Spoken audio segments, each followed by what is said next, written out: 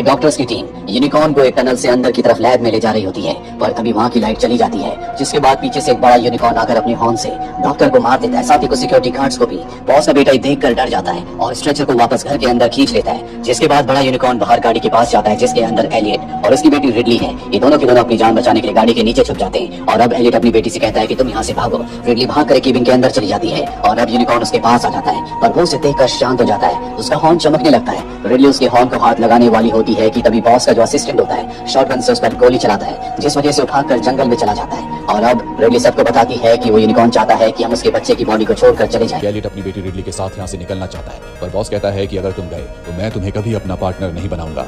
और अब बॉस अपने लोगों के साथ जंगल में उस बड़े यूनिकॉर्न को ढूंढने के लिए निकल पड़ता है। वहीं बॉस का बेटा जो घर पर होता है वो यूनिकॉर्न के हॉर्न के पाउडर को नाक से इनहेल कर लेता है, जिसके बाद उसकी आंखें नीली हो जाती है। उसे समझ में आ जाता है कि यूनिकॉर्न्स के अंदर अपने आप को ठीक करने की शक्ति होती है। इसीलिए वो अपने पिता को मैसेज करती है, जो बॉस और उनके आदमियों के साथ जंगल में उस बड़े यूनिकॉर्न का शिकार करने के लिए गए हैं, जिसे गोली मारकर पहले जख्मी कर दिया गया था। वो मैसेज करती है कि अब तक वो यूनिकॉर्न पूरी तरह से ठीक हो चुका होगा और जंगल में नेटवर्क ना होने की वजह से उन तक मैसेजेस नहीं पहुंचते। वहीं हमें डॉक्टर को दिखाया जाता है, जिसे अब भी लगता है कि वो यूनिकॉर्न जिसे एक्सीडेंट के बाद मार दिया गया था वो अब भी जिंदा है, पर बॉस के बेटे के कहने पर वो उसके हॉर्न को काट देती है और उस यूनिकॉर्न के दर्द को रिडली भी महसूस कर पा रही होती है। वहीं जंगल में हमें दिखाया जाता है जहां बॉस और एलियट के सामने वो बड़ा यूनिकॉर्न आ जाता है जो पूरी तरह से ठीक है और सभी गार्ड्स को